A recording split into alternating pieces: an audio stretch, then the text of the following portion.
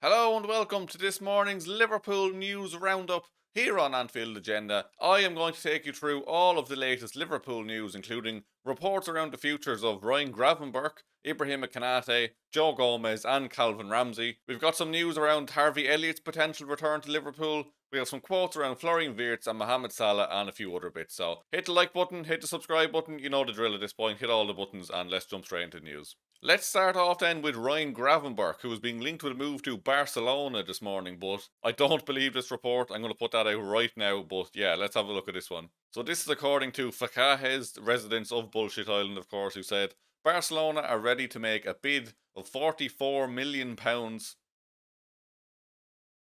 Yes, that was correct. £44 million to sign Liverpool midfielder Ryan Gravenberch in January, and believe such a fee will be enough to start formal negotiations. What are they smoking in the offices of Facajes?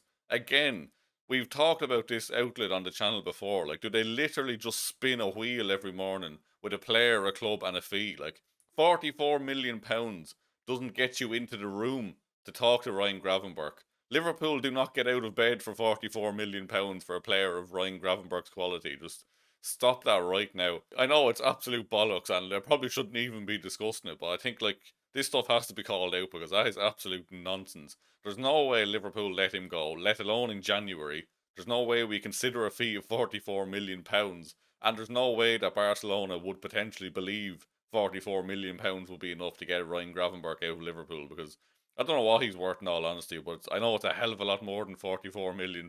So, yeah, good place to start this morning anyway. I wouldn't be too worried about that one. Maybe Barcelona do have interest, but I definitely don't think they're going to be getting him anytime soon, or anywhere near the region of £44 million anyway.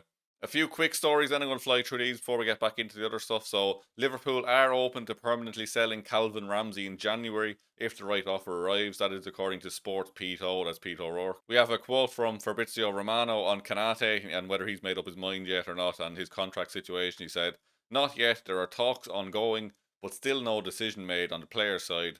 Liverpool are waiting, so look, we're going to have to wait a little bit longer on that.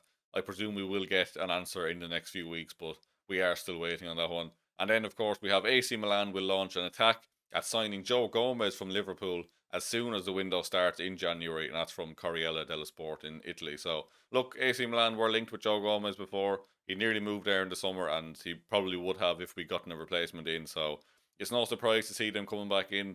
I'm sure the club would rather hold on to him, but look, if Joe Gomez wants to go get game time, he might push for the move, which will be a disaster for us as we're already down to 2 or 3 centre backs as it is. So, can't really afford to let him go unless we have someone else lined up, but doesn't surprise me one bit to see AC Milan coming back in for him. We then had a random one, so Cody Gakpo has been appointed as the new ambassador for Bentley Motors for the United Kingdom and Europe, and I must say he looks rather dapper there in fairness. There's a picture of him I put up on screen of him like in a suit standing beside the Bentley, and he does look good in fairness, but I don't know how much this is going to do for the whole Bentley image and the brand and stuff. Like, we can only presume now that Bentleys can only stay wide and then cut in at the last second, like stay in the outside lane and just cut across. Is that basically what they're saying? Is that what Bentleys do? I don't know. I've never drove a Bentley, so let me know. Can Bentleys go down the wing or did they have to cut in as well? Like, just yeah, let me know on that one. Next up, then we have a quote from Alan Shearer on Mo Salah's poor form this season. He said, "I don't know whether Salah feels because of the money that has been spent on Florian Wirtz and Alexander Isak that he's not the number one player anymore.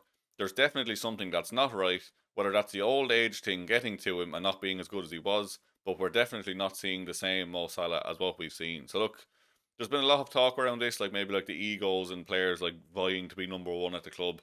I don't think that's particularly what's wrong with Mo Salah. I think it's just a mixture of things, like a lack of confidence. Of course, his good friend Diogo Jota passing away in the summer, the new faces coming in and just trying to work out like the connections on the pitch and stuff like that. Like, there's a number of reasons, but I have to say it's one of the. It probably is the first time I've ever been looking forward to AFCON in a way, in terms of like Salah will be away for a few weeks. We can trial a few different things without having to make a big deal of dropping Salah or anything like that. We can start to look forward to the long term, really. Like, we can start to look at what systems, what players will work while Salah isn't in the team. So look, not saying drop Salah for the entire season, but those few weeks where he's away will definitely give us a good testing ground for what is to come. Try out a few ideas, maybe go back to that 4-4-2 we've seen against Frankfurt. Maybe try some sort of 3-5-2 like we've seen the under 21s were playing 3 at the back recently. So look, gives us a bit of time and breathing space to just try out these ideas without, like I said, having to make a big fuss about leaving him on the bench or taking him off early in games. So, look, not a bad thing that he's going off to AFCON.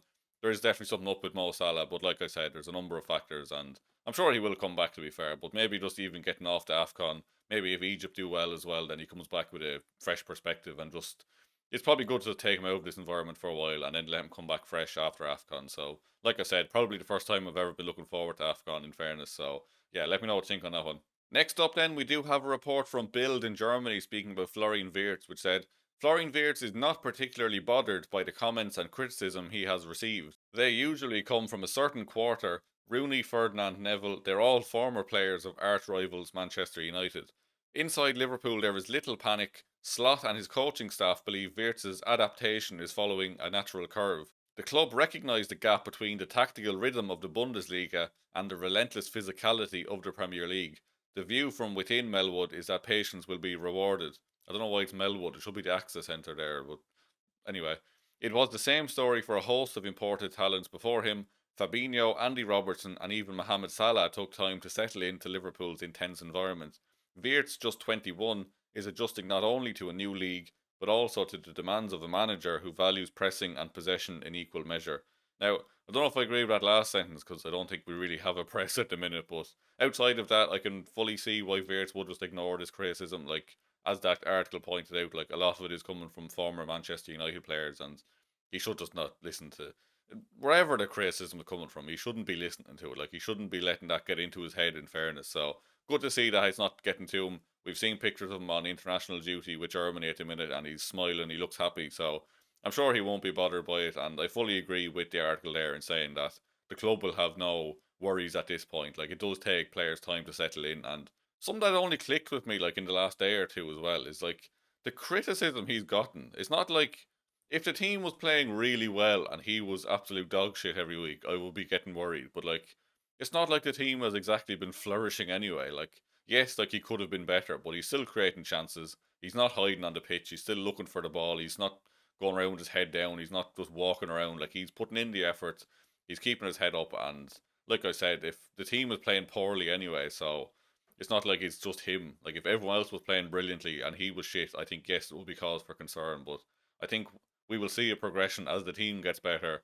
He himself will get better as well. So look, I've absolutely no concerns around Wirtz. We've said it so many times on this channel, but fully backing the boy. He's going to do well. He's only 21, so yeah, just ignore the criticism, let him do his thing, and I'm sure he will come good.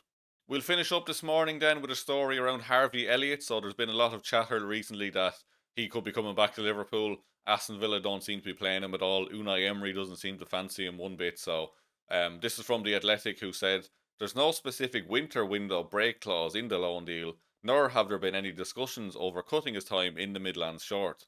It is not that Liverpool definitely believe he will join Villa in the summer. They clearly have no control over how Elliott is used by Emery, but they planned for the whole season without him and knew all the factors heading their way, with Egypt international Salah departing for AFCON duty in December and the summer's new players needing time to settle in. So there's been a lot of discussion about the fact that, like, if he does come back, if Liverpool do decide to call him back from Aston Villa, if that's even possible, would we keep him or would we look to send him back out? And from reading that, it sounds like we're happy enough to not have him. So even if he does come back, we probably will see him leave again. Like, as the article said there, like, they were planning for this anyway. They were planning for the eventuality that he wouldn't be there for AFCON. He wouldn't be there when the other players are struggling. So it does sound like his career at Liverpool is over for now anyway. I know we did have some sort of buyback clause or first refusal on him for the future, but I think we're looking at a couple of years there at least. Like, I think if he came back in January or even in the summer, I think ultimately his Liverpool career for now is finished and he will probably move on again. So look, just wanted to bring that one to you this morning because we all love Harvey Elliott. We all want the best for him, and it's sad to see him not getting his chance at Aston Villa. So hopefully he either gets the chances there and shows what he can do, or he gets another move to the likes of a RB Leipzig or someone else who was interested in him, and he can really flourish. And then maybe we see him back at Liverpool in the future because we do love him. We would love to see him back at some point, but not in the near distant future by the look of it. That's all from me anyway. Thank you very much for watching this video. Craig will be back in the afternoon and then live tonight, of course, at the slightly later time of 9 p.m. as the matches are on tonight. Like, international football is on, so we're starting to stream slightly later than that. So please do keep an eye out for that. Hit the like button before you head out. Hit the subscribe button if you're new. Thank you very much for watching, and I'll see you very soon.